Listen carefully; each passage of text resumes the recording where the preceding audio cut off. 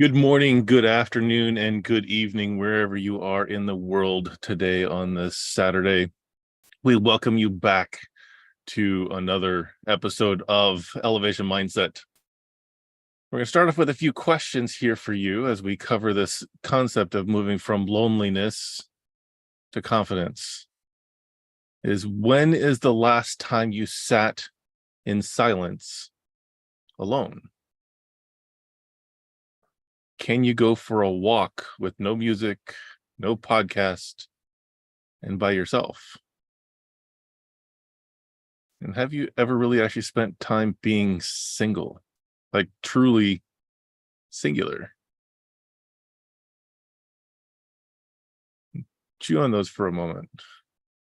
Really kind of think of the last time you really were alone with your thoughts, alone with yourself, without any other influence or distraction. And why do you guys think we're asking these questions? What do they have in common?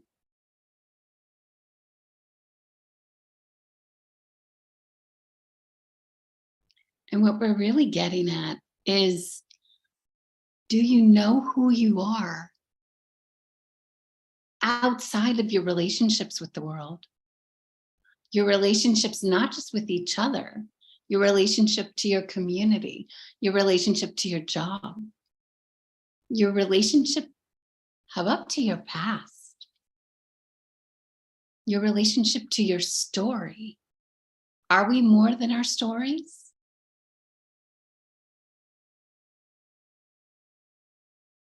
And do you truly know that you're living the life you're meant to live? And how would you even know that if you don't ever take time to reflect when you're alone? What do you think we're getting at here?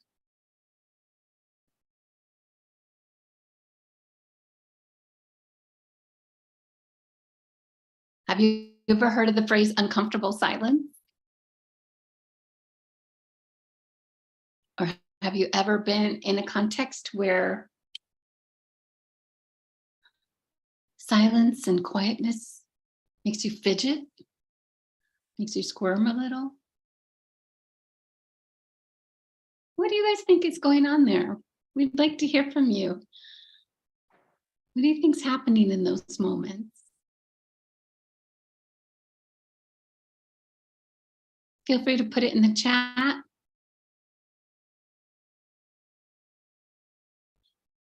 What's going on?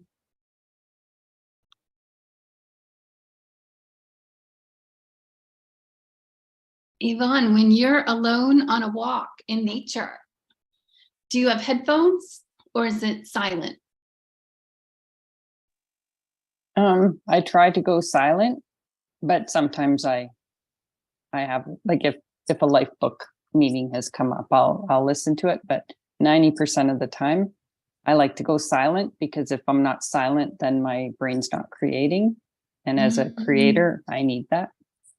So I actually prefer silence. And it's funny because my partner is the same. So sometimes we'll walk opposite directions and meet up in the middle, say hi, and keep going. So we both have our meditate. I call it meditating, because that's when creativity comes to me. Yeah, even we find, even if we go together, we split up to have that time. Yvonne, I absolutely love that. Guys, that is such a model, because in a relationship, they're actually respecting their own need for that space. And what a beautiful way to honor each other and each other's need. I think that's really beautiful. Thank you for sharing that. And good for you for doing it without the headphones, without the noise. Definitely. And I pray, I definitely am guilty of this. I use that nature time, not for quietness, but I put on those personal development podcast. I've got my greatest hits of some of the thought leaders. And we go, and I take Ed Milet with me. I take these people with me to wherever we're going. And but then at the top of my favorite space, I do take a moment, actually like a half hour, and have quiet time and sit out and look at the view and just plan my world. It's such a great opportunity to plot and scheme and plan global takeovers. Michael, what about you? So I've certainly found myself recently, because I hear people talking about stacking all your habits together, and let's do this workout while we're listening to a podcast while we're also, doing this, that, and the other thing. And I'm like, but then do you lose that moment, that focus in this particular instance here and being present?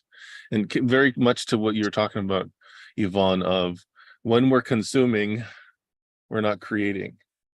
When we're actually taking in input, many times we may come up with ideas, but are we creating, or are we combining?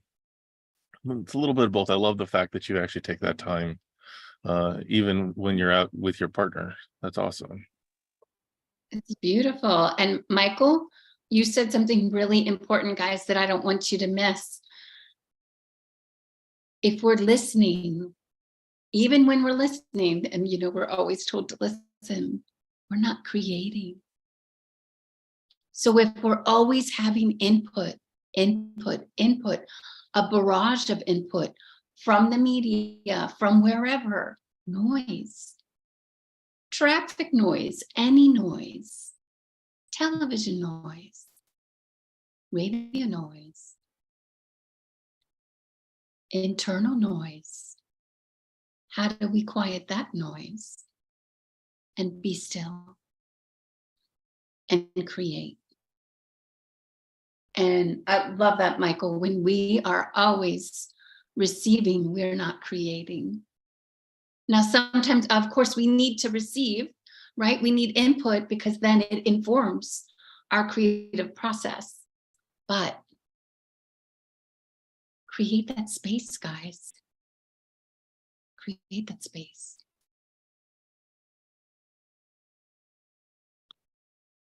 So, I want to connect the dots here a little bit, because we're kind of talking about this, like, no influence. But there's this idea, I think, that, and this actually came from an experience of my own, of being at a lake house with the family. And we're in this beautiful place of nature, with a lake right there. And they've got the TV blaring and the radio on, and there's two conversations over here, and someone's playing a game over there. And I'm like, what is all this noise going on?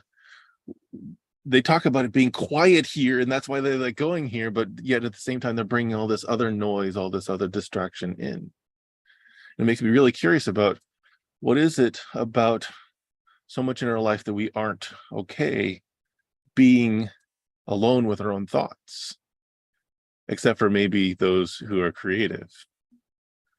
And so many of us are far more creative, I think, than we give ourselves credit for.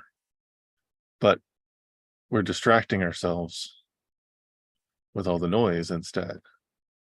And what I kind of extracted from that is, maybe there's a fear around being alone. Maybe there's a fear about what might come up if we don't actually have those other distractions. And to me, in that space of fear is whenever confidence is diminished. And that's where our journey begins today, is talking about from lonely to confidence, right? Because even when you're alone, how you feel isn't the same. So what's the journey look like? And why are we having this conversation?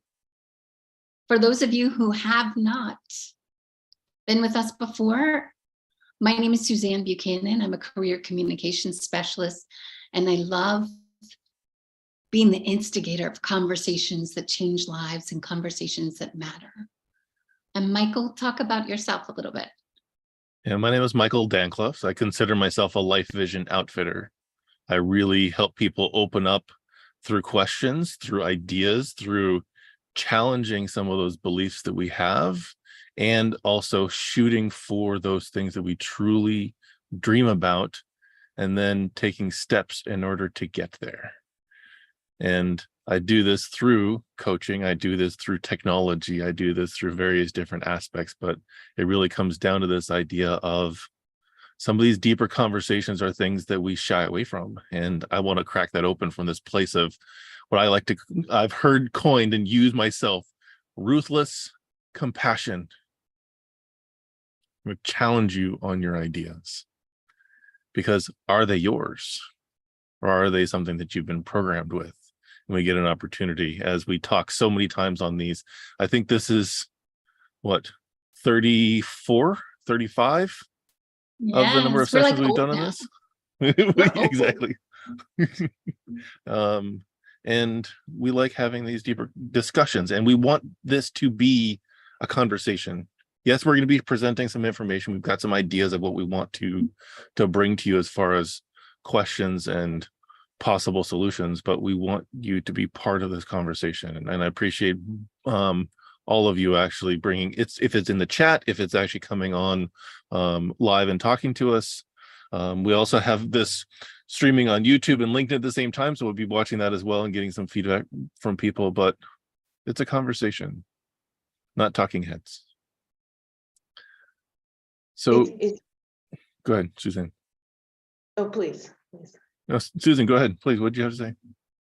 Oh, I wanted to piggyback on what Yvonne was saying, because my husband and I, we're the same always when we're in nature. Not always, but we got into this pattern of, he does his thing in nature and I'll go that way, and then we'll meet. And I thought, oh, we're weird because we're in the city and like everybody is together in these groups. And I always thought we were weird. So hearing Yvonne say that, it was comforting, because I'm like, oh, okay, I guess we're not the only ones. We're just like respecting each other's boundaries, and we're doing each other's thing in nature. And then you said that you crave being alone, and I feel it's interesting. In COVID, everybody wanted to be together with people, and I crave being alone. I had this kind of transformation from my early 40s. I all my life I was just kind of like the life of the center, the social butterfly, and now I'm just like introvert, and I like to be alone now. It's so weird. I don't know why that is, but it's kind of this transformation. And when I say alone, I don't mean lonely. I don't feel lonely at all. And we're going to be talking about that distinction. I enjoy here in a it. bit. I enjoy thinking. I enjoy creating. Yeah, it's something strange. That I think other people, I hear them complain, oh, I'm lonely. Oh, I don't like to be alone. I never feel that way. It's so strange because there's so much going on outside. All this noise, just like block. Well, and where are you showing up with community? In the personal development space. So you've chosen to spend your time with others who are also in pursuit and are willing to spend that time on themselves and their growth, which is such a beautiful designation of, and really a statement of who you are. So I think that's beautiful. And for contrast, and really kind of we wanted to make this distinction too, kind of from the get-go. So I'm actually going to read a quote here from Robin Williams. I used to think that the worst thing in life was to end up alone. It's not. The worst thing in life is to end up with people who make you feel alone. And it sounds like kind of both of Yvonne and Susan have actually had that opposite of experience of you can actually be with someone and actually spend time alone but not feel lonely. And we really want to know, is that alone or is that lonely? And they're different. And it's like so many people feel uncomfortable in that space. And Yvonne, did you have something to share about that? I think too, when Susan said about COVID, those of us who had taken the time and learned to be alone, we weren't feeling forced. It could be an opportunity. I think the people who were afraid to be alone and were lonely very much struggled. And I know in my household, where we're a bunch of creative beings, we got more stuff done creative wise, because we didn't feel like we had all these other obligations to do. I didn't clean my house, deep clean, all of those things people thought, oh, if I have time, I would do, but really spent that time on working on myself and being creative. It changed the course of my life. It changed the course of my partner's life. It changed really the course of my kid's life. And I do know my daughter, who's a teenager, said, because I think one of the years they were allowed, they then created a school that you could do from the internet. And she's like, well, there is a point where you need to see people. Like there's a point where you need to see people, but I think she would have loved a hybrid at that point. So I think that working on being able to be alone is so critical when it comes to not being self-sufficient, but when we don't have those people around, because I cannot stand noise in my head. Like you said, the TV, like we don't even have a TV, but that constant noise is actually painful for me. I actually almost feel like I have to run away. And a lot of times I do.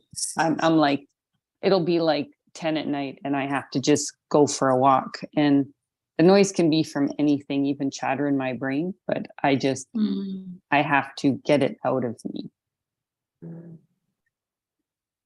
Yeah. So what do you think is going on when we feel overwhelmed and with that noise? What do you think? Why do you have to go to a walk? Why do we have to? What is it that's overwhelming us? Michael, what do you think that is? Well, I think that what I've experienced, as well as what I've heard people say, is that it really seems to be this idea of, if I let my thoughts run rampant and I don't actually distract my brain off to something else, I'll find myself in a bad place, or I will I don't want to look into those shadowy corners of me. So sometimes I think there's this guilt or shame or regret that comes up instead of the gratitude and elation and joy of some of the positive memories that we have. And unfortunately, I think we are hardwired to focus on the things that went wrong so we don't do them again in the future. But is that really serving us? Is that hardwiring, that programming from 10,000, 20,000, 30,000 years ago serving us still, when we aren't, most of us are not? About when you were at that lake house surrounded by noise, what is it that made you want to flee about the noise? Why? So for me, wanting to flee that, it was, I think, because I wanted to be present. I wanted to actually hear the sounds of the loons on the freaking water, because that's what I was there for.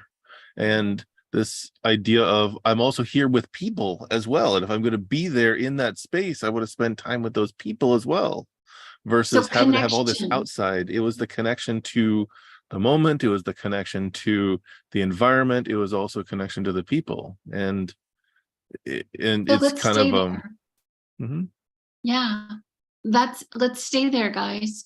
So when we are bombarded with that noise and we feel like we need to flee, maybe it's that we feel like we're losing the connection we need, that we can't get that connection, maybe we're afraid that the noise is going to drown out and overwhelm our own presence, kind of like losing grass, kind of like losing your center. And, you know, there are people like that flee the noise. And then there are others that when they have a moment of silence, when they have a moment alone, it makes them squirm. And they stay busy their whole life. We are, even in the personal growth development community, you're supposed to have morning routines. You're supposed to do this. You're supposed to stay busy. You have to take a cold plunge. You have to eat like this. You have to do this. And you have to have a 2-hour morning routine. And then you have to work. And then you have to do personal growth and development. And then you have to read. That busyness is also noise. Can be. So we have two ends of the spectrum. I think maybe both relate to connection, to being centered. One not wanting to lose that center that they have, and the other one afraid to look at that center because it's a space they're not comfortable in. So, Michael, why do you think we're programmed in one way or the other?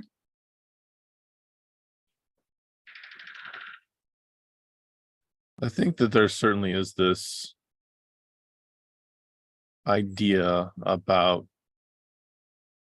we're coming back to identity. We're almost always coming back to identity and the beliefs about ourselves. Is who am I? If it's, you know, if you ask that question of who are you, people come to, I'm a wife, I'm a husband, I'm a daughter, I'm a programmer, I'm a nurse, I'm a this, and this, rather than I am. Coming back down to that core of who you believe. I enjoy my hobbies, you know, whatever those other attributes are, instead of in relationship to us around us. I think that there's this communal piece, I think, as well, of if you're not with your tribe, you can't survive. Yes, it's primitive, right? We are definitely, survival of the species depends on our ability to connect, to procreate, right? So we are wired for community, and we actually can't do very much alone. I mean, very few of us can build our own house. Very few of us can hunt and cook and do natural medicine and live out in the woods by ourselves. We're wired. And then there's also There's also programming based on what, sex and gender? Mm-hmm. Men? How are you programmed?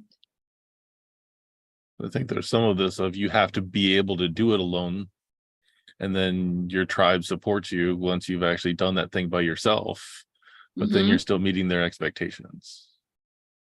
And how are men perceived if they're alone? Like, can you grow old alone? Are men like, do they have any stigma if they never get married and never mate?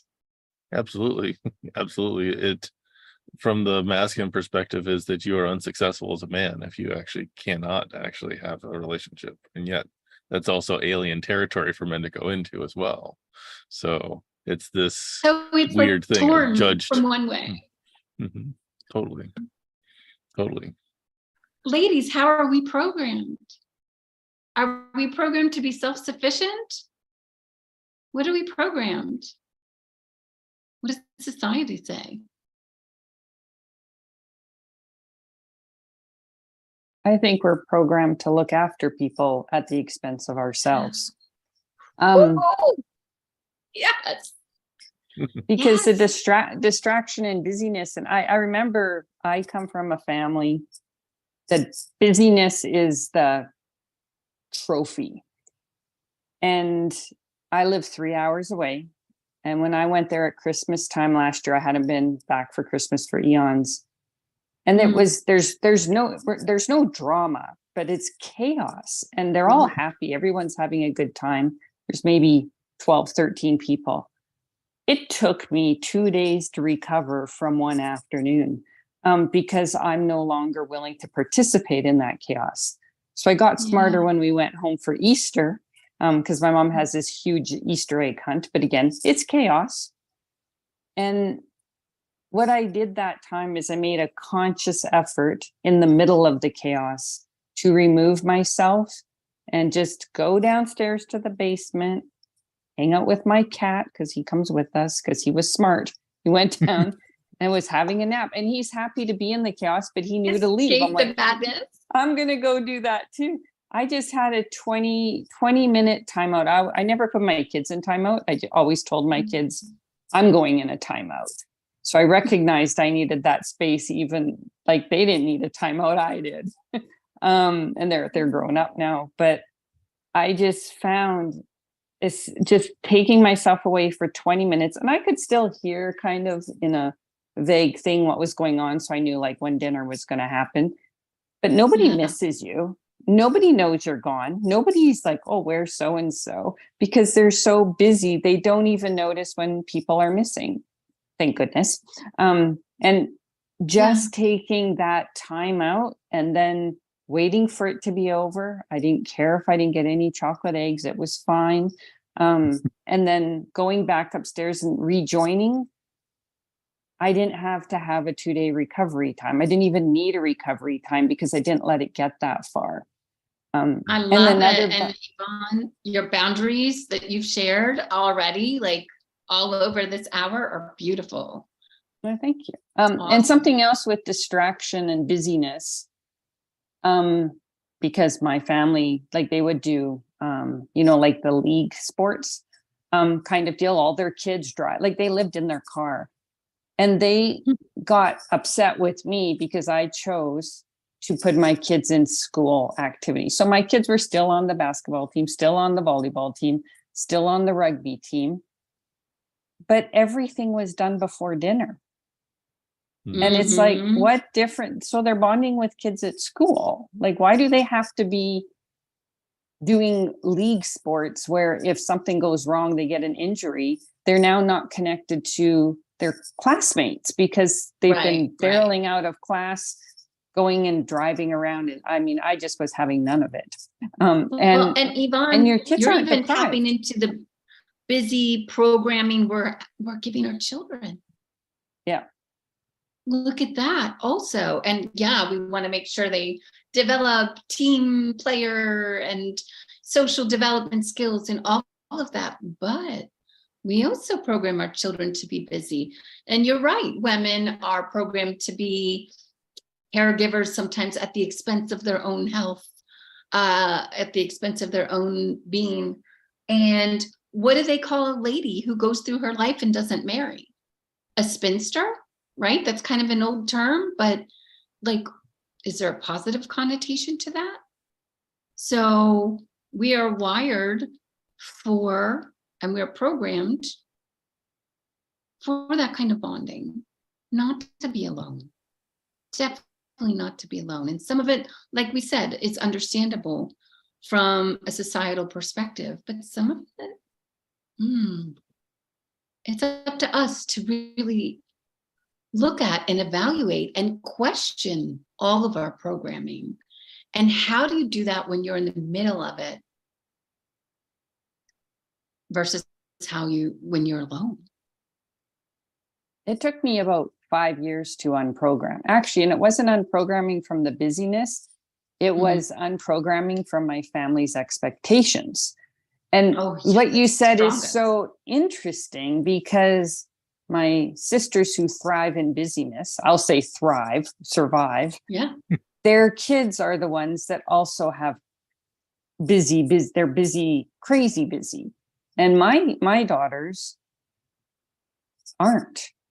They're not thriving in that. The one moved to the mountains. She's busy, but it's a different, but she's busy busy going on hikes, busy climbing the mountains, busy doing what she chooses to do, as opposed to what she's expected to do. My other daughter's at home, but it's like, oh, we're going to go thrifting today. And then she's like, I don't know if I want to. And she can say no and absolutely feel fine with that. And her friends will respect that. Whereas the cousins, you can see they're yes, yes, yes, yes. And I don't know. They're going to collapse at some point. They're almost 30 now, but you're just like, you got to give some point. But it's just really interesting that because I removed that, my kids also, they focus on what they love to do, not what other people expect them to do as well. They're more balanced. And it's not a judgment. It's just a different lifestyle. No, almost. It's good. I found the busyness exhausting. It was harming me, like physically. I think eventually it harms all of us if we're not cognizant of it. But, sometimes people are more in need than others when it comes to those boundaries of who they are. And those who have a hard time saying no to others or have a hard time being alone, sometimes there's a history there. Sometimes there's something that needs healing there. When we talk about fight or flight, or when we freeze, all of those things, it reduces our focus down to survival instincts. And that can cut off other areas in our life and more energy. So while you're busy, what's being neglected at that time? What else might be missing when you're busy, when you're so busy like that? But also when you're busy, you don't have to deal with crap you don't want to deal with. And I think a lot of times when people slow down, like myself, that's when I ended up getting a divorce, because I'm like, okay, now I have to face it. But it was because I removed busyness from my life. When I removed busyness from my life, I'm like, this is not okay. And my sister, when she was super busy all the time, and people think busyness, if it's, in her case, it's working out, riding horses, doing healthy things, but it's still busyness. It wasn't drugs, alcohol, it was, so different coping mechanisms. But as soon as she stopped, she ended up realizing, she was avoiding dealing with her marriage. And I think that's what a lot of times we're doing. We're avoiding, because we might be with a person we can't connect with. So we're looking outside. Oh, maybe there's someone here I can connect with. Like, we're still looking for it, but we're not getting it at home. And because we're not or at just home not willing alone, to face we're the not music. having to deal with it. So we're just sidestepping it. And that's right. Or not willing to face the music. So Michael, can you and I've talked a lot about this, and guys, we do. The fact that we're here having these conversations, none of us were born like this. We came to this through lessons. We came to this through trial and error. And I would offer that for those of you who haven't figured it out yet, this is how you grow. This is how you learn. It's okay for that. But we all have had those times where, when it comes to our connection with others, we've either stayed too long, or we did something we weren't supposed to do, or we cut ourselves off and hurt ourselves. Connection or disconnecting. Sometimes when we stay disconnected and we say, oh, we're content being alone, we're okay. What's really going on is that you've convinced yourself you're not lovable anymore. You've convinced yourself you need to work on your personal growth and development so much that you let that consume you. You've convinced yourself that you're broken and you need to heal and you need so much time alone, when really you're not letting anyone in. Or the converse, that you're so avoidant of those moments alone because you can't face something in who you are. We don't always love ourselves from the get. And those of us that do, we've all gone on a journey to get there. You know, for those of you who haven't been with us for long, I have a rare, potentially fatal blood disease. And I have had lots of time alone. Time where I'm stuck in a hospital bed for weeks. Time where I can't do what everyone else is doing because I need to recover. Time that I've had to focus on myself in ways that I would have rather been busy. I would have rather been playful. But I was alone. And I had to be really, and I still have to be really, really careful when I'm alone to make sure it's not because I've convinced myself I'm so broken that I need to constantly heal, even though we kind of all do, right? So when Michael and I were talking about this, from lonely to confidence, I seem like such a confident being. But I'm a work in progress, like everyone else. You know, well, some people, Veer and Michael and I have opposite stories like that. You know, because my blood disease is so rare, there are maybe and it affects all of us differently because it's so interesting.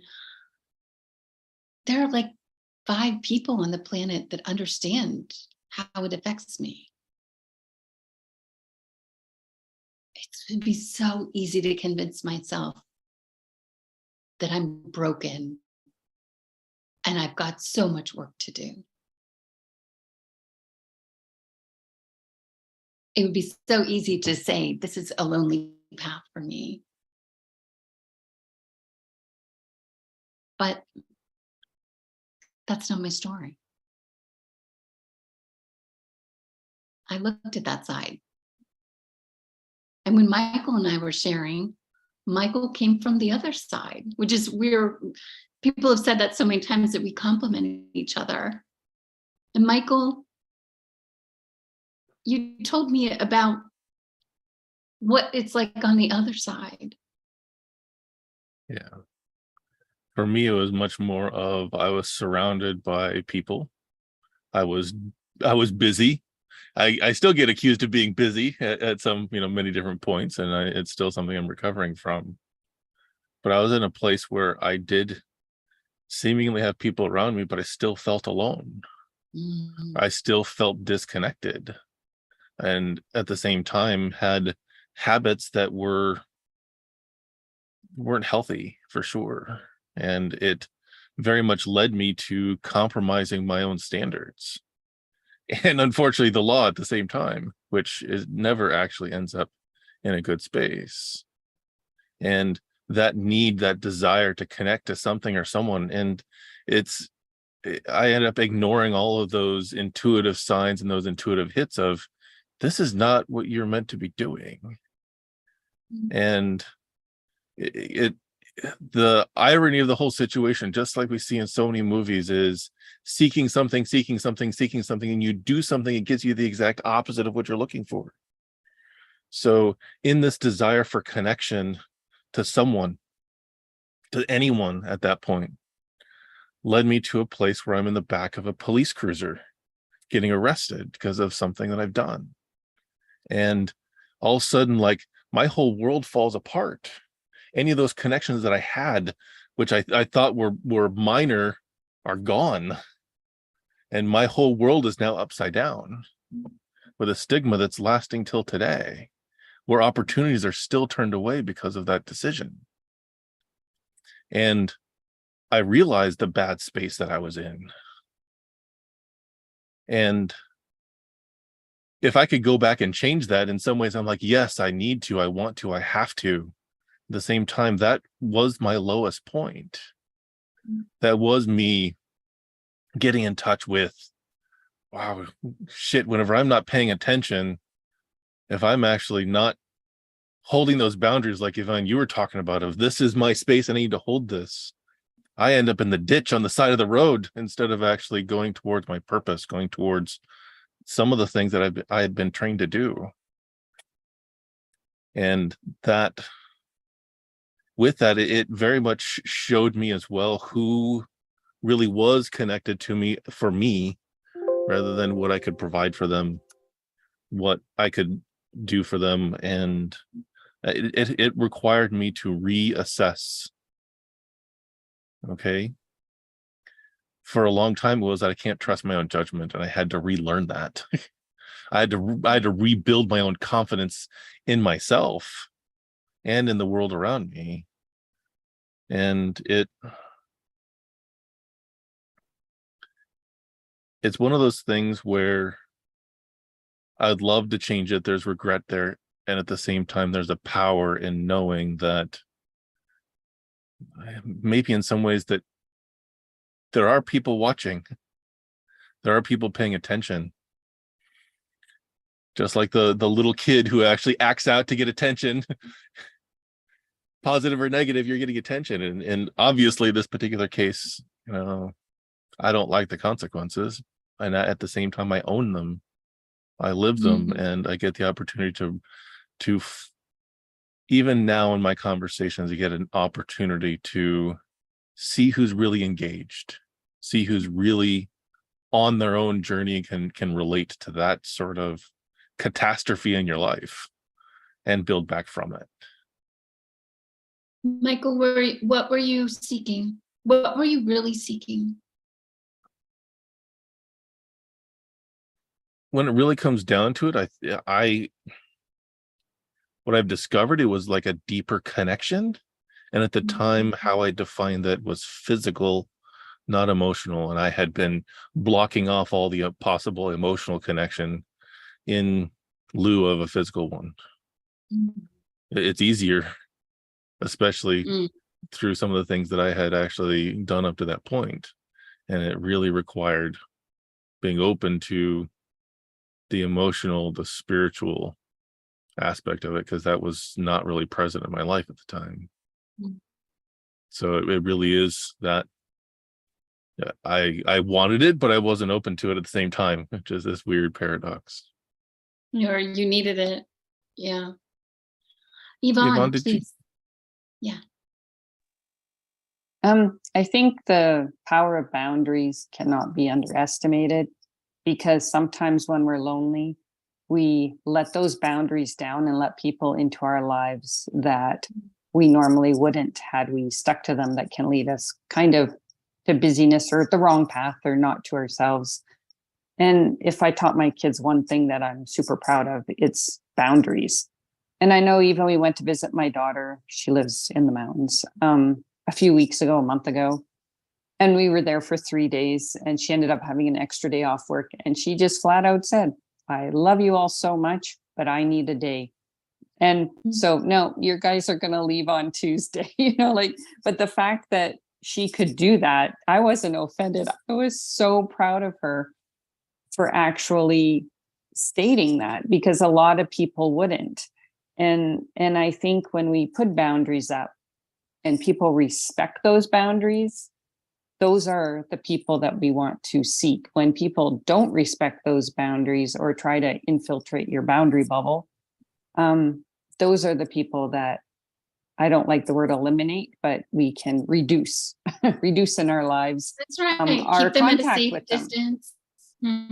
Yeah, because, and I mean, there's sometimes, like with my family, they don't necessarily agree with all my decisions, but they respect my boundary. And it has changed nothing other than increased my sanity. Like the Totally. kids, like when I'm like, I'm not going in the Christmas exchange, like it's not about being bah humbug.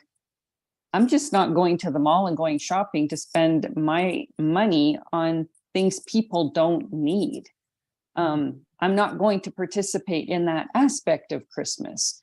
And it's funny because eventually they all stopped doing it because they realized, gee, she's not stressed. She's having fun at Christmas while we're cursing at the mall. And then last year we just did an exchange where it was everybody brought something that they had that was useful, that they just didn't need anymore. And it was so much more fun than entering a mall. And I found the people that respected those boundaries, really, it made a huge difference in my relationship with them. And the people that didn't respect my boundaries, I just don't like, they slowly phased out. And I think that when you let those people in that don't respect the boundaries, I think that's when you get loneliness. Mm-hmm. Yeah, and that brings us to a conversation on resilience as well, guys, because I love conversations on boundaries, and I think it's super healthy. We train everyone in our lives how we want to be treated with our actions, and boundaries are a part of that important training that set expectations with that. But I want people to be cognizant also of what I call the whole thermometer analogy, where sometimes we develop boundaries because we're not as resilient as we could be. Sometimes it's like we're afraid that whatever energy they have is contagious, that it's going to rub off on me, right?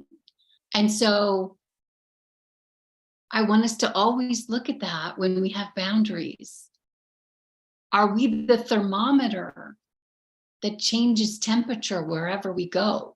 Are we a reactive human being that changes our temperature depending on anyone we're with, what the dynamics are, what the emotions are? Or are we the thermostat that sets the temperature? We change the room we're in. We change the space we're in. I walk in the room, I change the energy of the room.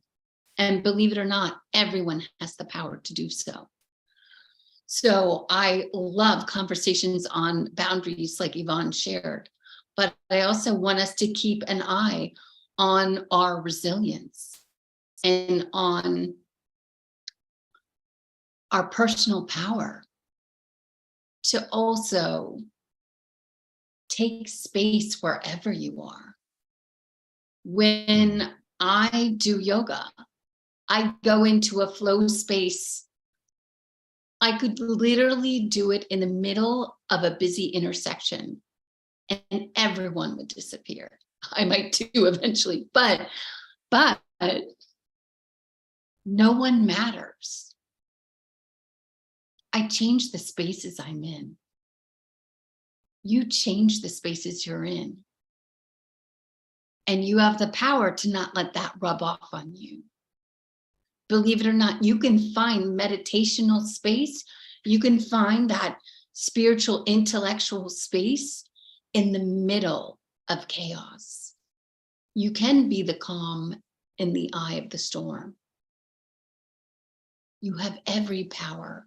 In fact, you have enough power to dispel the storm. But in most cases, that's a lot of energy, right? So we're focused on our own energy and our own beings. Well, to kind of piggyback on that and kind of where we wanted to take this too is yes, it's a matter of influencing your environment, but it's also kind of that level of confidence as well, is knowing that this is my space and owning that space is yours, And and it goes knowing, with you everywhere.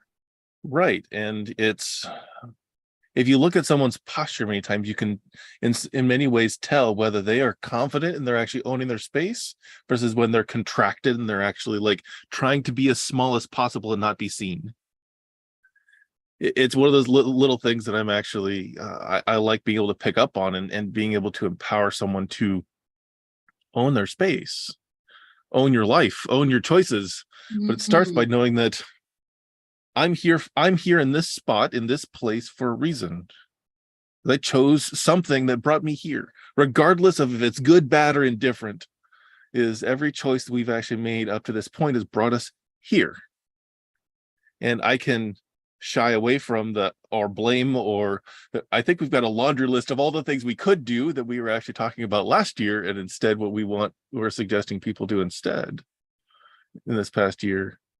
But owning that space is one of these ways where we can actually move from that I am a light in the dark in my space, and own that, because we're coming from a place of confidence rather than I'll do anything that anybody wants because I feel so lonely and I just want attention.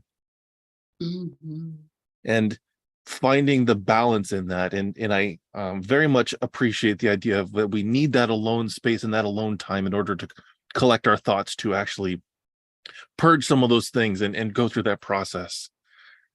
And very much kind of what Suzanne was talking about is, I even do an exercise with some of my students where it's like, let's create an energetic bubble around ourselves and clean that space and own that space and actually fill it with the things that we want, so we can bring that calm everywhere we go. And we can do that by ourselves. I have helped facilitate and taught it to people so they can do it on their own. So then they can actually step into that experience that's like, wow, this is chaos, but I'm the eye in the middle of that storm moving around through the chaos. You can see everything crashing around you, but are you influenced by it? And that's really, I think, what Suzanne's trying to coming back to is, are you influenced by the chaos, or do you hold your own space? Gotcha. I love that, Yvonne, doing an energy bubble every morning. It's a fantastic practice if you get a chance to look up ways to do it. It's one of my favorites, especially when someone's feeling drawn to another place or distracted or feel like they're being thrown off balance by things that are not on their own. It's like, let's cut all this stuff away because it doesn't serve us anymore. Let's fill this with that which we want. And for my fellow geeks who love sci-fi, how often do we talk about force fields? How often do you see in fantasy movies and magic creating something between their hands, creating this space, creating this bubble, creating a field? All of that is real. All of that is real. That comes from somewhere. That comes from within.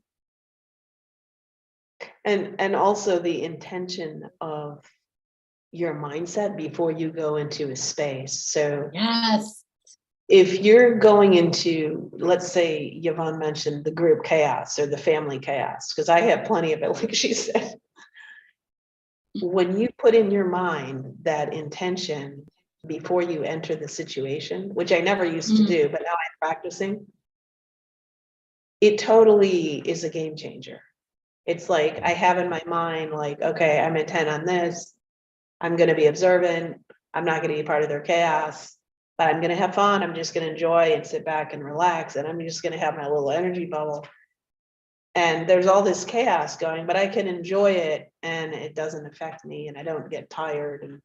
And whereas before it would just drain me or, something else. So you having the intention of what you want of the situation before you go into that. yes. Of what you want your future self at that moment in that group situation, how you want to project and how you want to be.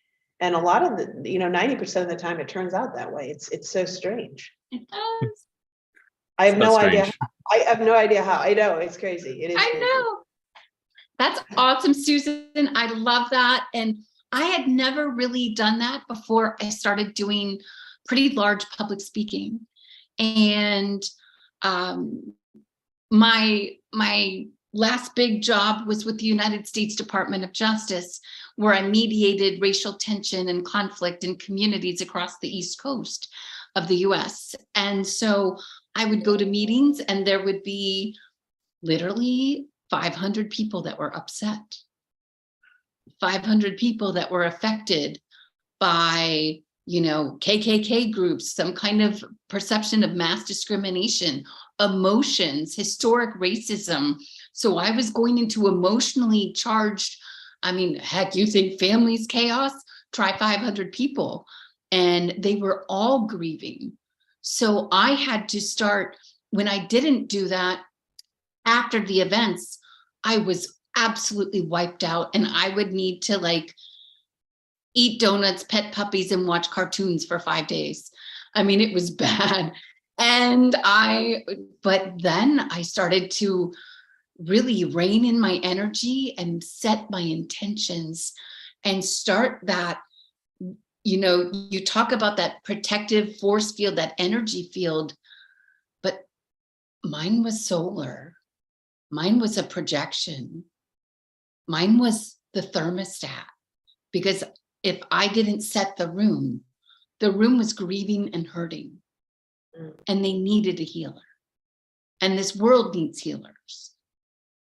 So sometimes it's up to us, and sometimes we have to be the thermostat, and sometimes the world calls on us to change the room, to change society, to show up in ways, and to take all of this beautiful energy we have and magnify it to those in need. We have power to do that. And I think that power comes when we are able to be alone and in touch with the powers that are invested in us. I don't think you can come into your power without having a time for reflection. And far from being lonely in that time, you're generating, you're building. As Michael said, you're creating. What an amazing space to be in. What a blessed space to be in. Beautiful. Yeah. So how do we do that? Michael, how do we do this? Well, it sounds like we've got a couple of strategies that are really powerful and helpful. And it's, as you said, is when you have that intent to actually set a room like that, I really think that it starts, like you said, with the practice that we do when we're alone. If we want to share with other people to fulfill commitments that they make, then we've got to do that work ourselves, the commitments to ourselves, to actually build up that momentum. Because it really does come down to, I believe, that we don't allow anybody to treat us any worse than we treat ourselves. So how do you treat yourself when you're in private? How do you handle things in that space where you're alone when no one is watching? And we get an opportunity to connect with that which is larger than ourselves. Everyone's going to have a different word for that. It's the universe, it's God, it's the force, it's mana, prana, chi, ki. Pick a culture, and there's this intentional larger picture. But we don't get that whenever all the noise is happening. It's with so many of the people that I work with, it's a matter of listening for that soft voice that's whispering positive in your ear.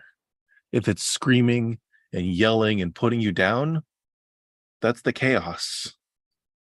That's the different levels of paradigms that we talk about Bob Proctor's work, or in the Toltec studies, it's called the mitote.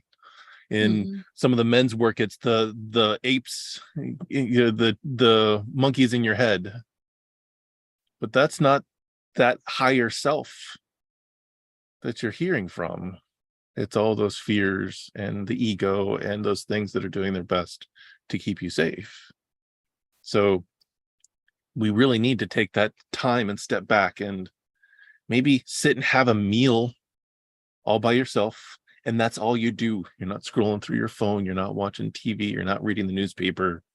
You're actually consuming and acknowledging every single chew, every single taste, every single smell, just for a small moment. That's those small, tiny steps, which I know I like to take to get to that larger space, versus Suzanne tends to be the let's jump off the cliff and enjoy it on the way down. But there's even just taking those small little moments and being aware of, wow, what did I get from that situation? Was it more calm? Was it more anxiety? Was it more happiness? Was it more frustration? And really being mindful of really what comes up as we're doing each of those tasks.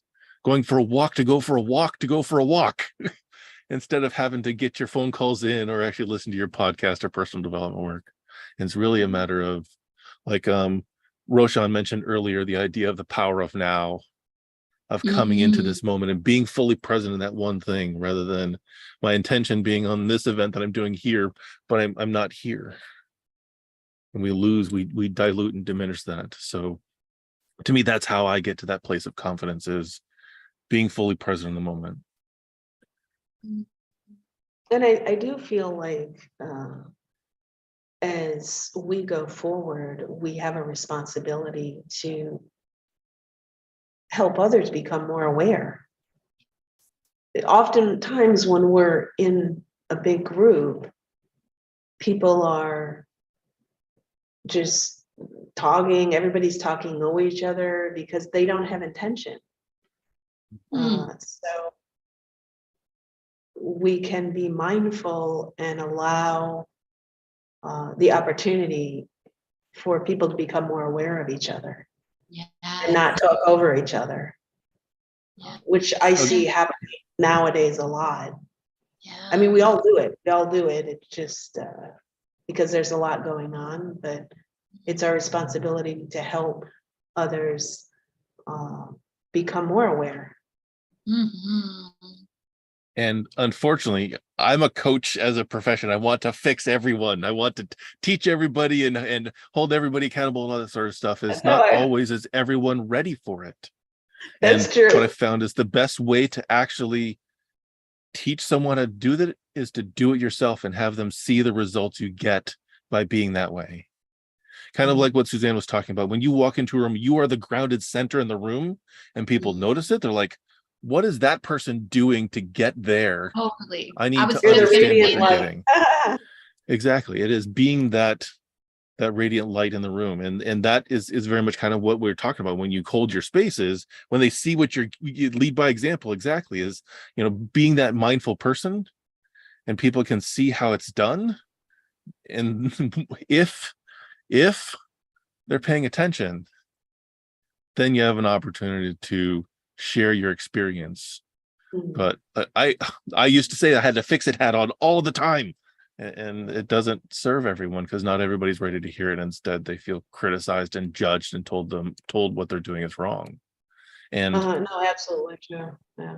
However, so not to totally downplay that, but I certainly think it kind of came across the wrong way. But I totally agree with you, Michael and Suzanne. But what you're doing is, with these discussions, you have the 35 discussions with the elevation mindset, you ask questions. I guess that's how I would say to approach it, not to criticize or not to judge people and not to tell them to be more aware, but to ask questions so then they have it in their own mind of awareness. Or that's how I think we can change the world, is to bring on discussion questions. So if this stuff is going on, ask questions so that they are aware of themselves at that time. So Absolutely. 100%. It brings a whole new level of the interaction, and for a lot of people it becomes a little bit uncomfortable because it's a little bit outside of their comfort zone, but that's our job.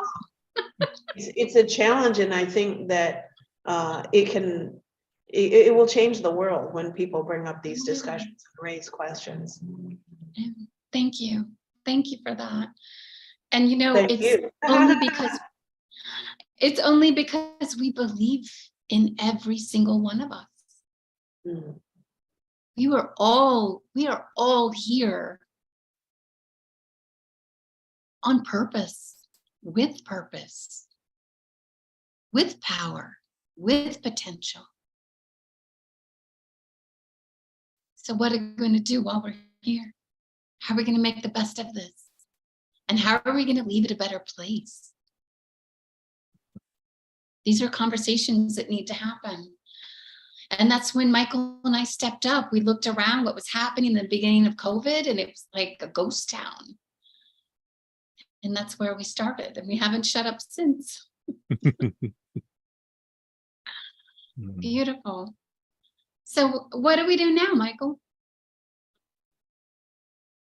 So I think we've talked about this before, but I think this is another one of these places where I certainly the last couple of months is take an inventory of what are the distractions in your life and what are the fillers, what is the distraction and the noise, and actually, be ruthless about that inventory.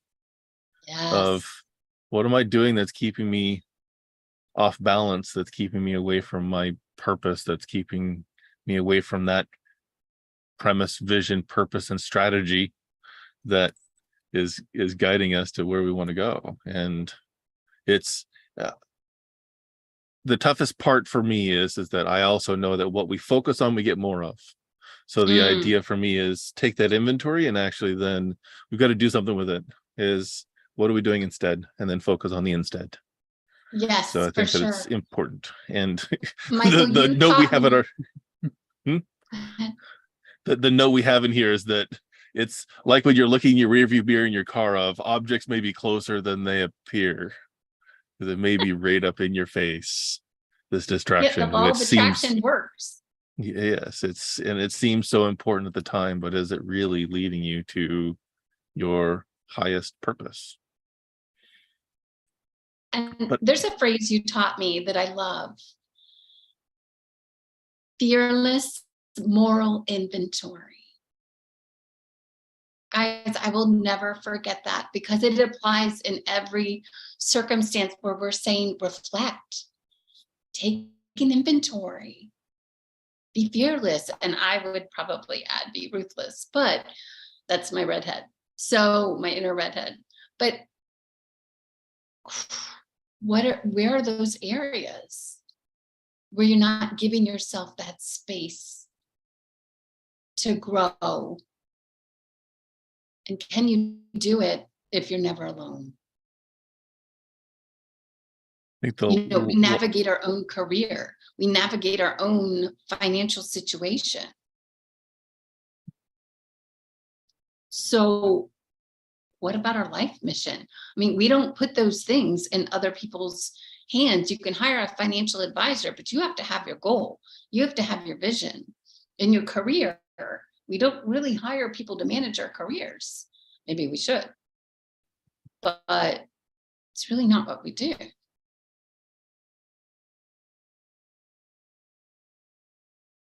This is about us.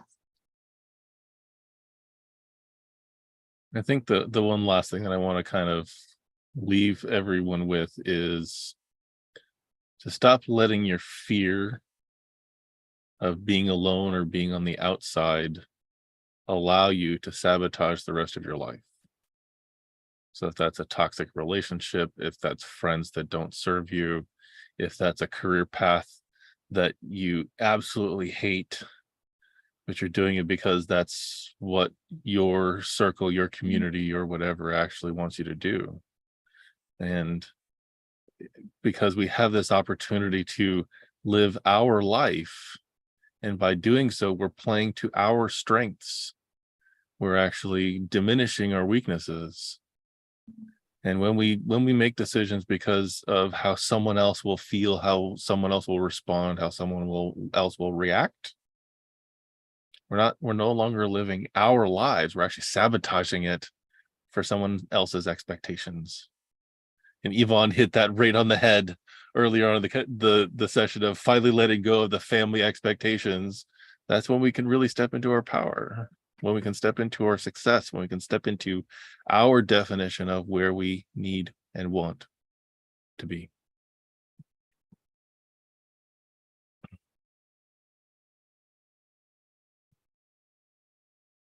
Thank you, everyone, for showing up for today. It's been a fantastic conversation because I love when we actually get the interaction because it makes these events so much more impactful for me, on me, and I believe as well as everyone else who is involved as well, because this isn't a workshop. This is us actually like sharing in a bigger conversation. So thank you for showing up as powerfully as each of you did. And even we have someone who's actually in the chat as well. And it all helps combine to make something larger than even what we had planned. So I appreciate that. Thank you for bringing that energy with us. Mhm. Anything else you guys want to share? We're here. We're open. Beautiful. Okay, guys, go have an amazing weekend. Thank you for spending this beautiful time with us. We'd love to see you here. And we hope to see you again. See you next month. Bye now.